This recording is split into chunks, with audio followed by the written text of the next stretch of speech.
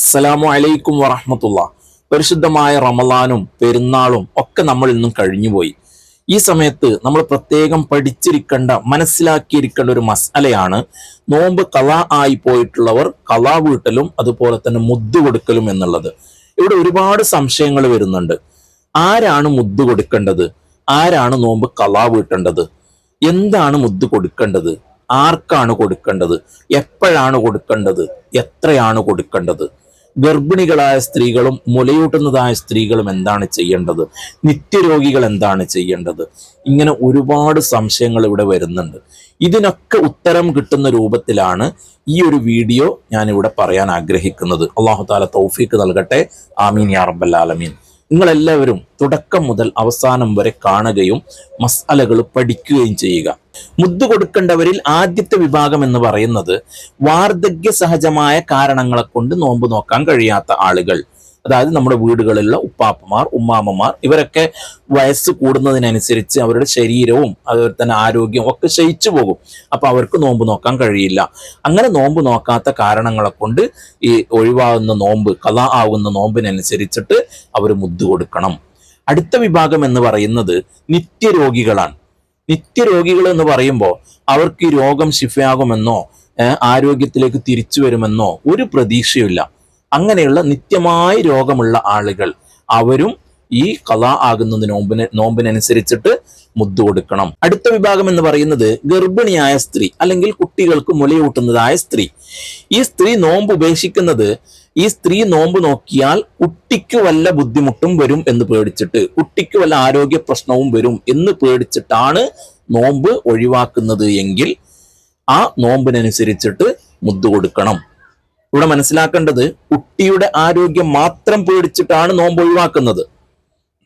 ഈ സ്ത്രീയുടെ കാരണം കൊണ്ടാണ് നോമ്പ് ഉപേക്ഷിക്കുന്നത് എങ്കിൽ, അല്ല കുട്ടിയുടെയും ഈ സ്ത്രീയുടെയും രണ്ടാളുടെയും കാര്യം പേടിച്ചിട്ടാണ് നോമ്പ് ഉപേക്ഷിക്കുന്നത് എങ്കിൽ അവിടെ നോമ്പ് ഖളാ വീട്ടിയാൽ മതി, മുദ്ദ് കൊടുക്കേണ്ടതില്ല. പക്ഷെ കുട്ടിയുടെ മേൽ മാത്രം പേടിച്ചിട്ടാണ് നോമ്പ് ഉപേക്ഷിക്കുന്നത് എങ്കിൽ അവിടെ മുദ്ദും കൊടുക്കണം, ഖളാ വീട്ടുകയും വേണം, രണ്ടും വേണം. അപ്പോ മുദ്ദ് കൊടുക്കേണ്ട ആൾക്കാരിലാണ് ഞാൻ ഈ പറഞ്ഞു വരുന്നത്. അതുപോലെ തന്നെ അടുത്ത വിഭാഗം എന്ന് പറയുന്നത് റമളാനിൽ ഒരാൾക്ക് നോമ്പ് ഖളാ ആയി, അദ്ദേഹത്തിന് റമളാൻ കഴിഞ്ഞിട്ട് ആ നോമ്പ് ഖളാ വീട്ടാനുള്ള എല്ലാ സൗകര്യവുമുണ്ട്, എന്നിട്ടും ഖളാ വീട്ടിയില്ല. അടുത്ത റമളാൻ വന്നു, എന്നാൽ ഈ ഖളാ ആക്കിയ നോമ്പിനനുസരിച്ച് അവിടെ മുദ്ദ് കൊടുക്കണം.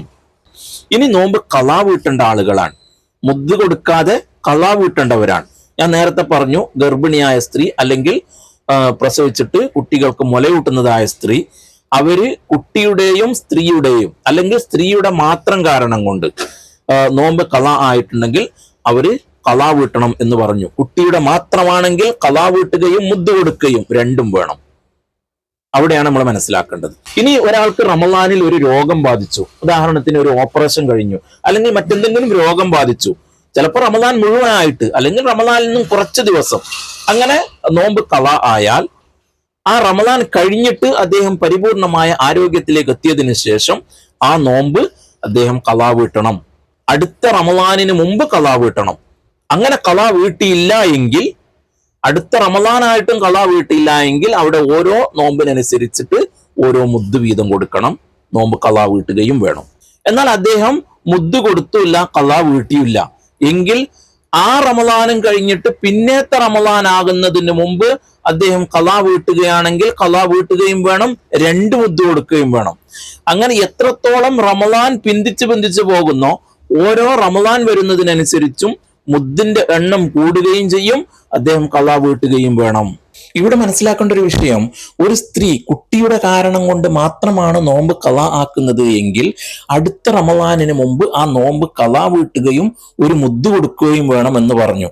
ഇനി സൗകര്യമുണ്ടായിട്ടും അടുത്ത റമളാന് വരെ ആ സ്ത്രീ നോമ്പ് ഖളാ വീട്ടിയില്ല എങ്കിൽ പിന്നത്തെ റമളാന് വരുന്നതിന് മുമ്പ് രണ്ട് മുദ്ദ് കൊടുക്കുകയും നോമ്പ് ഖളാ വീട്ടുകയും വേണം.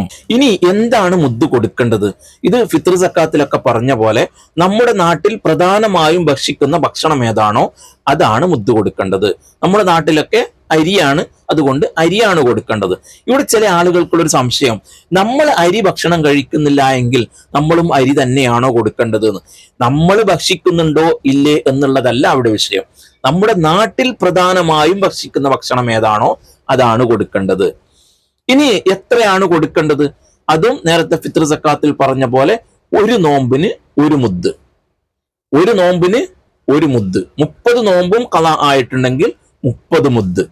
ഒരു മുദ്ദ് എന്നുള്ളത് 800 മില്ലി ലിറ്ററാണ്. മില്ലി ലിറ്ററിലാണ് ആ കണക്ക് വരുന്നത്. അപ്പൊ നമുക്ക് കറക്റ്റായിട്ട് ഒരു കിലോയിലേക്ക് കൺവേർട്ട് ചെയ്യാൻ കഴിയില്ല.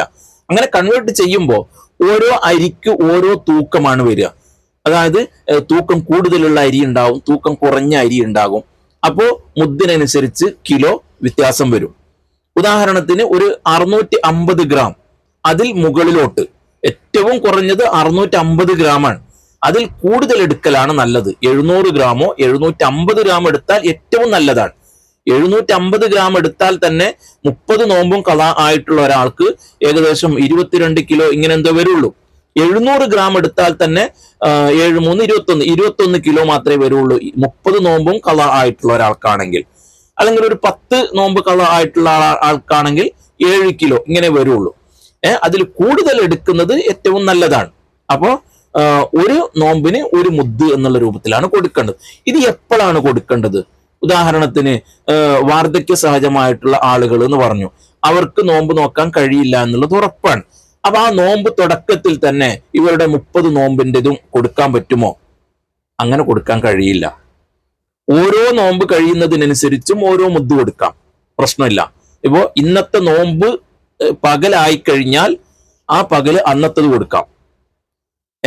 തുടക്കത്തിൽ തന്നെ കൊടുക്കാൻ കഴിയില്ല. ഉദാഹരണത്തിന് നാളത്തെ നോമ്പിൻ്റെത് ഇന്ന് കൊടുക്കാൻ കഴിയില്ല. നോമ്പ് തുടങ്ങിയതിന് ശേഷം കൊടുക്കാം, സുബഹി കഴിഞ്ഞിട്ട് കൊടുക്കാം അന്നത്തെ നോമ്പിൻ്റെത്.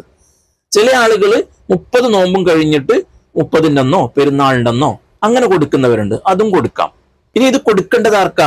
നമ്മൾ ഫിത്ർ സക്കാത്തിന്റെ ആ കണക്കിൽ പറഞ്ഞ പോലെ ഫക്കീർ, മിസ്കീന് ഇങ്ങനെയുള്ള പാവങ്ങൾക്ക് തന്നെയാണ് കൊടുക്കേണ്ടത്. അപ്പോൾ മുദ്ദ് കൊടുക്കേണ്ടവരാര് എന്ന് നോക്കി, അതുപോലെ തന്നെ ഖളാ വീട്ടേണ്ടത് ആര് എന്ന് പറഞ്ഞു. ഗർഭിണികളായ സ്ത്രീകൾ, അതുപോലെ തന്നെ നിത്യരോഗികൾ, നോമ്പിന് മാത്രം ചില ആളുകൾക്ക് രോഗം വന്നു കഴിഞ്ഞാൽ, അതുപോലെ തന്നെ എന്താണ് കൊടുക്കേണ്ടത്, എപ്പോഴാണ് കൊടുക്കേണ്ടത്, ആർക്കാണ് കൊടുക്കേണ്ടത് ഒക്കെ നമ്മൾ നോക്കി.